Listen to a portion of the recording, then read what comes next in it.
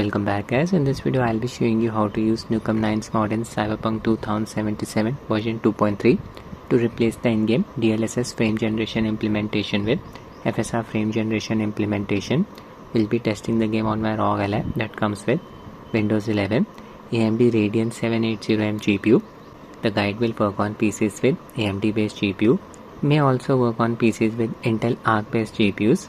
Not impressed with the in-game FSR 3.1 frame generation implementation, we'll be comparing its smoothing effect with Nukem9's mod. Version 2.3 adds official support for AMD Antilag 2, which helps in cutting down the latency. Unfortunately, there is no in-game setting to disable it. The problem is, when we enable the in-game DLSS frame generation setting, it force enables the in-game reflex setting. As a result of this, mod Antilag 2 gets enabled, but the in-game Antilag 2 implementation is already running in the background, which conflicts with the mod Antilag 2. This results in no real-time latency value in Antilag 2's latency monitor. Hopefully the developers will add a setting for toggling the in-game Antilag 2 implementation. I'll also use Nitex Free Optiscaler Mod to improve the in-game XeSS version 2 Optiscaler's image quality. It produces noticeable shimmering around the fine textures like the meshes and the fences. I think it's due to a bad implementation of reactive mask. The mask is used to preserve texture details at the target resolution, especially when dealing with objects that change rapidly or have high details. Just installing Optiscaler mod is enough to improve the in-game image quality. You can skip Nukem9's mod if you want. Before installing these mods, I'll just highlight these problems. First, I'll run the game without any mods installed. Adrenaline settings for the game, FreeSync and VSync enable. I have set the UMA buffer size to 6GB. My Ally is running on BIOS version 3.4.2. Install Ally's latest official GPU driver that adds support for Doom the Dark Ages using a 27 watts manual profile. R3 power value set at 27 watts. 900p resolution CPU boost disabled. Connected my FlyDigi Vader 4 Pro controller to Ally via Bluetooth mode. X input controller. Launch the game. In-game graphics settings. I'm using the medium preset. This game is very heavy on the CPU. Optiscaler set to XeSS version 2 using its quality preset. Level 0.3. Frame generation disabled for the time being. Very important to disable the post-processing effects. Film grain, chromatic aberration, depth of field, lens flare, motion blur off. Apply. Medium to high settings. 900p resolution, display mode windowed, borderless, VSync off, no FPS cap applied. Game is installed on Ally's internal SSD, SDD mode off, SMT auto, VRM. Now I'm completely stationary, not even moving my camera. Just observe the fence in the background. Its textures are shimmering. Look at that ugly flickering effect. And now just observe this barbed wire. It's also producing that shimmering effect. When I'm completely stationary, shouldn't have happened with XeSS upscaler. It's very disappointing. This is version 2 of XeSS in-game implementation. So this is the reason why I'll be using Optiscaler mod. Okay, now I'll test the in-game FSR 3.1 frame generation. Setting enable, apply, need to restart the game. To highlight its underwhelming smoothing effect, I'll just apply a 60 FPS cap via RTSS. Restart the game. I'm in Little China. Enable Antilag 2's latency monitor to show you the latency value, which is close to 76 milliseconds. It's the worst case scenario. 60 FPS with frame generation. Just check out the animation quality. It's looking a bit jarring when I spin the camera. Usually 60 FPS with frame generation looks better than this. I'm going to highlight it when I enable Nukem9's FSR frame generation. Nukem9's mod will produce some graphical artifacts. Need to use some other mods to fix these artifacts. Crouching in this game results in this vignette effect. See, around the corners. We'll be using a mod to disable it. The frame pacing graph is a flat line, but still I am observing some choppiness when I spin the camera. Okay, now I'll install the mods. We'll be using the latest Preview 13 nightly build of Optiscaler. can be downloaded from Optiscaler's GitHub page. I'll give its link in the description. Scroll down until you find the asset section expanded. Click on this .7z link. 0.7.7 preview 13 2025 0719. We'll be using build 0.130 of Nukem9's mod universal version. Can be downloaded for free from Nexus Mods website. Just need to have a free Nexus Mods account in order to download any stuff from here. Click on manual download under universal. Click on slow download. The download will start. We'll be using version 1.3.4 of Makehouse Fakenvapi API available on GitHub. Just expand the asset section. Click on the .7z link here. Update log. Disable live config reload for Monster Hunter Rise to prevent a memory leak. Need to use FrameGen ghosting fix mod for fixing the frame generation related graphical artifacts. This mod can be downloaded for free from Nexus Mods website.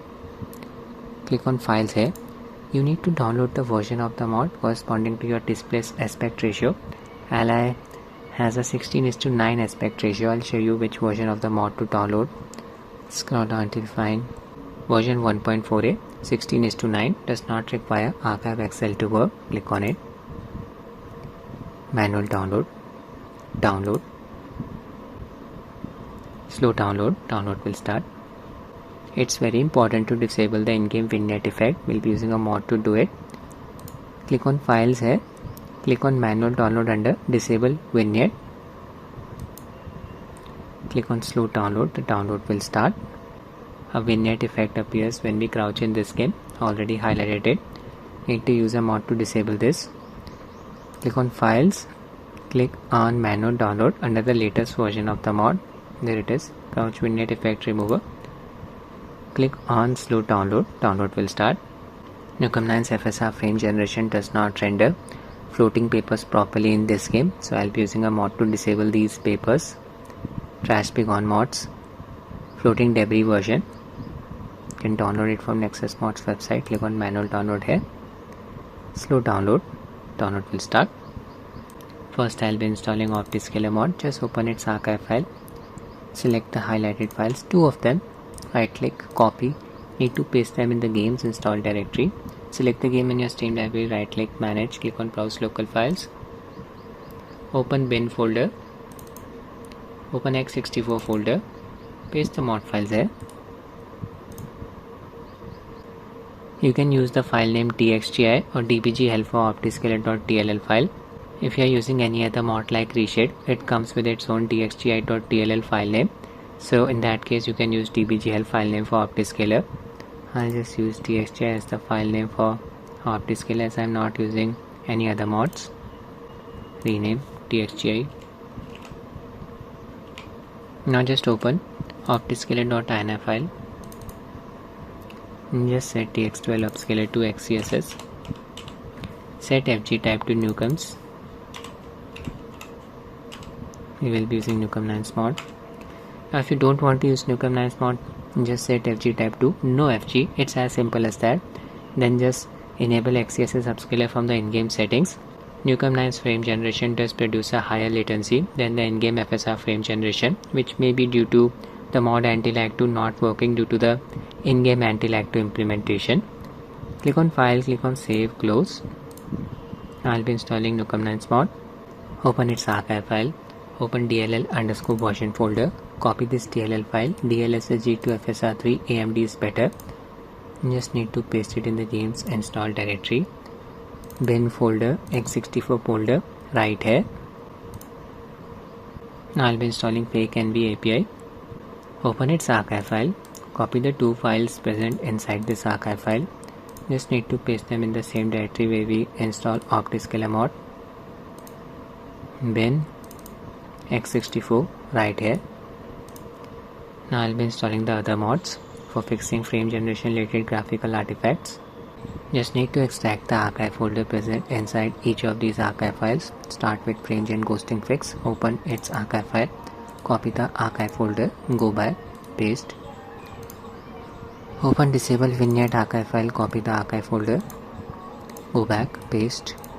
Open crouch vignette effect remover archive file. Copy the archive folder. Go back. Paste. Do the same thing for trash Begone archive file. Copy the archive folder. Go back. Paste. The archive folder contains the files corresponding to the mods that we want to enable. Verify this. Open the folder. Go to the last subdirectory. Yeah, these are the mods which we will be using. Go back and copy the extracted archive folder. Show you where to paste it. Open the games install directory. Paste the archive folder right here. You can check the archive files. Mod, there they are. Everything has been installed. We are ready to run the game. Graphics settings, still using the medium graphics preset. Just set resolution scaling to DLSS. If you are not using Nukem9's mod, set the resolution scale setting to XeSS version 2. Upscalers preset set to transformer model, does not matter. Mod replaces DLSS with XeSS. Using the upscalers quality preset, sharpness level 0.3 up to you. Frame generation disable for the time being. With the in-game XeSS version 2 upscaler, FPS was within a range of 46 to 50. Rest of the settings, they are left as they are. Post-processing effects disable. 900p resolution.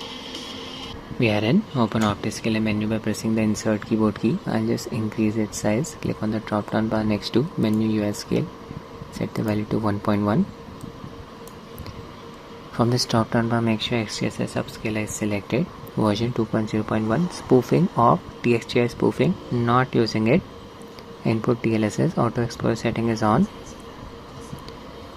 Don't need to change anything from here. Click on save and close. Zoomed in a bit. Just check out the image quality of the fence. Completely stationary. Shimmering effect is completely gone. Some shimmering will be noticeable during motion. It's understandable. This is the non-AI version of XeSS upscaler. FPS here is close to 46. Oh my god, who's using this honker? This guy. So annoying. Just observe the barbed wire here. Again, that texture shimmering effect is gone. This is amazing. It's highly recommended to use Optiscaler mod to improve the image quality. Image quality is looking so clean. 44 to 46 FPS. With the in-game XeSS upscaler, we were getting around 46 to 50 FPS. So a minor regression in performance. But just look at the improvement in terms of image quality. This is amazing. It's completely up to you. So clean the image quality. Okay, let's test the Mod FSR frame generation now. Open the in-game settings and set frame generation to DLSS, not FSR. Need to restart the game. Apply a 60 FPS cap using RTSS. Game restarted. I am in Little China. Enable Antilag to latency monitor. The real-time latency value is stuck at 200 milliseconds. It's not working properly. It's due to the in-game anti-lag 2 implementation, which is conflicting with the mod anti-lag 2 implementation. Okay, now I'll spin the camera. Just observe the animation quality. FPS is locked at 60. Frame pacing graph, flat line. Here, look at that fluidity. This is amazing. Nukem9's mod's fluidity is better than that of in-game FSR frame generation. See, but I am observing some latency. In-game FSR frame generation had a lower latency. It's highly recommended to enable auto aim in this game and target a higher base FPS. Easiest way to reduce the latency. When I am crouching, that vignette effect is not appearing now. Other mods are working. There won't be any ghosting around the vehicle's bumper, fast moving vehicle. With mod FSR frame generation enabled, I'll just uncap the FPS now. Very impressive results produced by Nukem9's mod. Open RTSS, remove the 60 FPS cap. Resume the game. The FPS increased to around 70. Look at that improvement in latency. The controls feel more responsive now. Okay, I'll just steal this vehicle. We'll be driving it at high speeds. Just want to show you the vehicle's bumper. It won't exhibit any graphical artifacts now. We install the mod for this. which fixes the graphical artifacts around a fast-moving vehicle's bumper with mod frame generation on. See, looking for a brightly lit area. FPS during driving is close to 60 to 65. Cops are after me. Okay, now observe the vehicle's bumper. No artifacts, see. Change the camera perspective. Zoom out a bit. The shadow, it's not flickering. Oh my god. Okay, I'll retaliate. Exit. So smooth. Look at that frame pacing graph. Flat line. Throw a grenade. Explosion did not slow down the game. Oh my god, the cop. He exploded. Okay, I'll test the game in Dogtown as well, which is more demanding than standard version of Cyberpunk. And now I'm in Dogtown riding my bike. City area is very heavy. Lot of NPCs. Good for testing the game. FPS is close to 60. Game is not stuttering. Look at that frame pacing graph. Almost a flat line. It's very impressive. I tested Dogtown on my Steam Deck on the lowest possible settings. Deck was struggling to maintain a steady 30 FPS. FPS was close to 20. With frame generation it was close to 40. Another round, 55 to 60 FPS. That's it for the video guys. I hope you found it useful. Thanks for watching and have a nice day.